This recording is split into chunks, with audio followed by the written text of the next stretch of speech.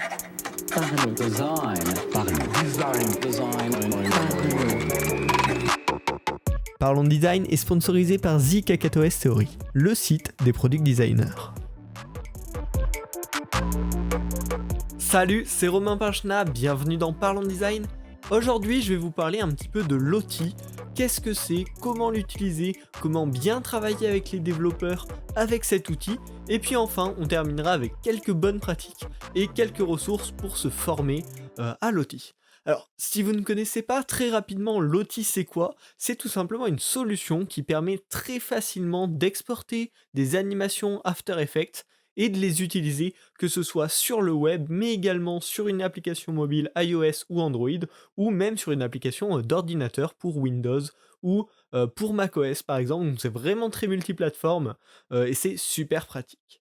Alors c'est un outil qui à la base a été développé par Airbnb pour leur propre utilisation et qui maintenant est disponible à l'utilisation gratuitement. Il n'y a rien à payer pour utiliser l'outil, donc c'est quand même vachement appréciable. Ça a plusieurs avantages. Le premier, c'est que c'est très simple d'usage, hein, vraiment, vous allez pouvoir convertir directement votre animation After Effects en fichier Lottie utilisable n'importe où. Ça a aussi l'avantage d'être assez performant, comme solution, vous allez pouvoir l'utiliser sur le web sans faire cramer, les machines de vos utilisateurs et enfin, ça a l'avantage d'être léger, comme solution vu que ça va être avec des illustrations en général avec du vectoriel. C'est un format assez léger qui va donc charger rapidement, pareil que ce soit sur le web ou que ce soit pour une application téléchargeable et ça, c'est vachement agréable.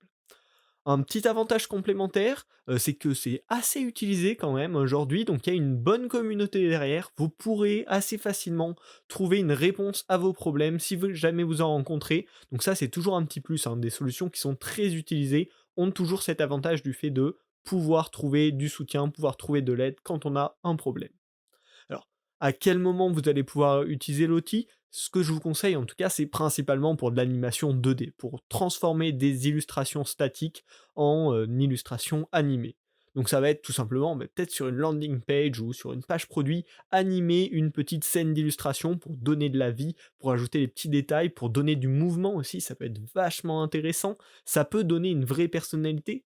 Ça peut être aussi juste utilisé pour des petites animations dynamisantes, des petites interactions, des petits mouvements qui montrent que le site n'est pas statique. Mais aussi, un dernier cas d'usage, en tout cas de ceux auxquels j'ai pensé, vous pouvez peut-être en imaginer, en trouver d'autres, ça va être pour améliorer des interactions, avec des boutons, avec des petites zones cliquables. On parle notamment souvent, quand on parle de Lottie, du petit bouton cœur de Twitter qui des fois a des animations un petit peu spécifiques, très sympas. Ça, apparemment, il semblerait que ce soit fait avec Lottie.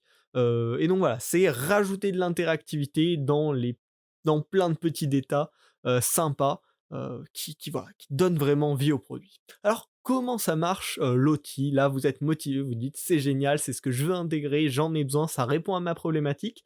C'est assez simple finalement. Vous allez dans un premier temps devoir créer votre illustration de base. L'idéal par contre c'est de bien la construire dans sa version finale, parce qu'ensuite il faudra passer à l'animation, et ce sera plus compliqué de rechanger des choses une fois que vous avez fait l'animation. Donc construire votre illustration dans Illustrator de préférence, ensuite on va devoir passer sous After Effects. Donc c'est un produit Adobe, la liaison entre les deux est pas mal. Donc vraiment je vous recommande Illustrator, mais normalement vous pourrez potentiellement aussi importer des créations faites dans d'autres logiciels. Ensuite, donc vous allez importer tout ça dans After Effects, vérifier que ça marche bien, puis créer votre animation comme d'habitude. Donc il faut faire attention d'utiliser bien les fonctions supportées par l'outil. Certaines fonctions un petit peu avancées ou complexes ne sont pas exploitables. Donc faire gaffe à ça, mais créer sa petite animation. Et puis ensuite, ça va être relativement simple, hein. Il faut installer le plugin Body Moving qui est gratuit sur After Effects, exporter son animation, donc en quelques clics, hein, c'est le plugin qui fait absolument tout et ensuite, vous allez récupérer un fichier JSON en sortie, donc fichier, un format assez classique que vous allez pouvoir importer sur l'application, sur le site web que vous développez par la suite. Donc c'est vraiment un flow vachement simple, hein. Si vous faites déjà, toutes ces animations sur After Effects, c'est utiliser un plugin pour le transformer en fichier utilisable sur le web ou sur une application, c'est extrêmement simple. Donc voilà, on voit qu'il n'y a pas de souci à ce niveau-là. Maintenant, comment est-ce qu'on peut ajuster ça pour travailler au mieux avec les développeurs sur un projet? La première chose que je vous conseille de faire, quand vous avez vos animations en tête, c'est d'en discuter rapidement avec le développeur. Voir est-ce que ça nécessite d'utiliser l'outil ou est-ce que c'est des choses tellement simples que ça va pouvoir se faire en code natif de manière super rapide, tout aussi performante, et ça évitera d'utiliser une librairie. Parce qu'une librairie ajoutée, c'est forcément du poids de téléchargement ajouté. Donc, vérifiez ça avec le développeur. Si jamais ça nécessite une librairie type Lottie, validez la technologie avec les devs. Là, gros avantage pour Lottie, c'est super simple à utiliser côté développeur, c'est supporté par énormément de plateformes, et en plus c'est utilisé par de grosses entreprises comme Airbnb ou Twitter, donc on sait qu'il y aura un support sur le long terme normalement, sans trop de soucis, mais il vaut mieux valider la technologie avec eux pour qu'il n'y ait pas de soucis. Ensuite, vous, quand vous allez créer vos animations, je vous conseille d'aller les preview sur le site qui s'appelle Lottie-Files. Donc une fois que vous avez exporté votre fichier JSON avec BodyMovin, vous pouvez le glisser sur le site Lottie-Files, vérifier que l'animation fonctionne bien, qu'il n'y a pas de souci, que vous n'avez pas utilisé des propriétés qui ne sont pas supportées. Comme ça permettra de ne pas envoyer un fichier tout pourri au développeur qui va devoir revenir vers vous pour avoir un truc qui fonctionne. Donc vraiment, vérifiez ça. Petite alerte, si ça marche bien sur la preview de Lottie-Files, mais que vous souhaitez l'utiliser sur du mobile, il peut y avoir des fois des petits soucis, des choses qui sont supportées sur le web et pas sur mobile. Donc faut pas s'inquiéter si le développeur vous fait un mauvais retour, qu'il y a un petit souci. Bon, ça pouvait pas être validé, mais en tout cas, ça peut arriver. C'est rare, mais ça peut arriver. Un truc qui est aussi très intéressant, vu que c'est du format JSON et que c'est vraiment simple à exporter, vous pouvez techniquement mettre l'animation à jour un petit peu plus tard, refiler votre nouveau fichier JSON au développeur et qu'il l'intègre sans avoir à refaire tout le code qu'il avait créé auparavant. Juste il remplace le fichier et tout se passera bien. Attention par contre, si vous voulez faire ce type de changement, de ne pas avoir changé les paramètres de la scène. La taille de la scène, le nombre de frames, la durée de l'animation, parce que là, ça pourrait causer des problèmes par rapport au code qu'a déjà développé le développeur. Mais par contre, c'est tout à fait faisable si vous gardez les mêmes paramètres de scène, d'intervertir comme ça en 2 secondes, juste en changeant un fichier, toute l'animation qui est prévue, et que par contre, elle garde le même comportement qu'a prévu le développeur. D'ailleurs, par rapport à ça, c'est vraiment un avantage encore avec Lottie, c'est qu'il y a plein de possibilités d'intégration pour le développeur. Il peut lancer ses animations comme animation unique, comme animation qui tourne en boucle à l'infini, mais il peut aussi très facilement ajuster l'animation pour qu'elle se joue pendant le scroll, qu'elle se joue à certains moments du scroll, selon la position du curseur. Enfin, il y a vraiment une grande maniabilité là-dessus, et ça peut également lancer l'animation au clic, au hover. Il n'y a pas de souci, tout ça, le développeur va techniquement pouvoir le faire, et de manière assez simple avec la librairie Lottie. Pour terminer, je vais vous proposer quelques bonnes pratiques, vous, en tant que designer, pour faire des bonnes animations Lottie bien efficaces. La première, ça va vraiment être sur l'optimisation du fichier, convertir toutes les formes en format vectoriel, éviter d'insérer des images PNG, JPG dans vos animations, c'est supporté par Lottie, hein. Mais par contre, les fichiers vont rapidement être beaucoup plus lourds et ça fera beaucoup plus de chargement, sera beaucoup moins agréable. Donc voilà, c'est plus opti, c'est plus léger. Également, minimiser le nombre d'encres sur vos formes vectorielles. Hein, pareil, moins il y en a, plus le fichier est léger, plus c'est pratique, plus c'est rapide. Donc vraiment, n'hésitez pas à prendre le temps comme ça d'optimiser votre fichier, ça fera plaisir aux utilisateurs qui auront une meilleure expérience globale.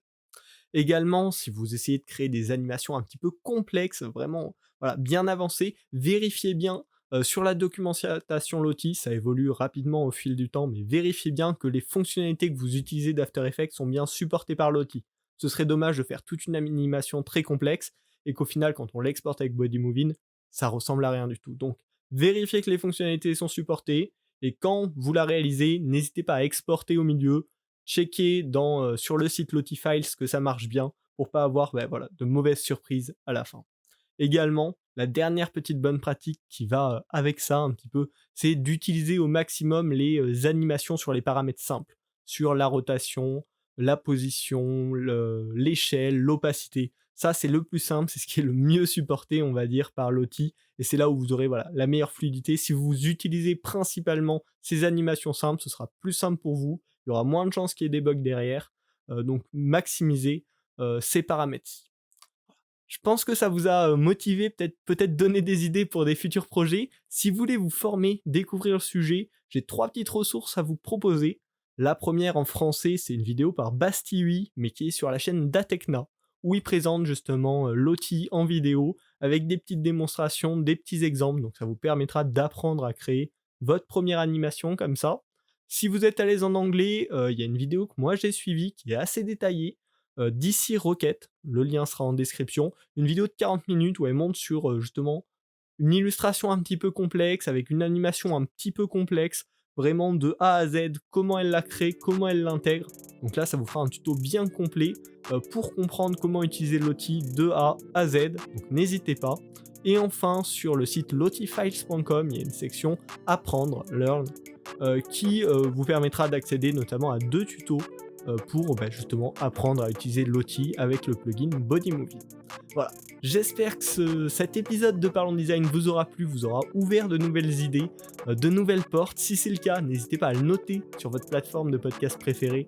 Moi, ça me fait vachement plaisir d'avoir vos commentaires, ça permet d'améliorer le référencement. Je crois qu'il y a aujourd'hui plus de 50 notes sur Apple Podcast, c'est super. Vraiment c'est génial, merci à vous, n'hésitez pas à les compléter, à rajouter vos commentaires et à le partager autour de vous, à vos collègues, à vos amis qui sont intéressés par le design et par l'animation, ça peut être super intéressant pour eux. Merci, à la semaine prochaine dans Parlons Design. Parlons design. Parlons design. Design. Parlons design.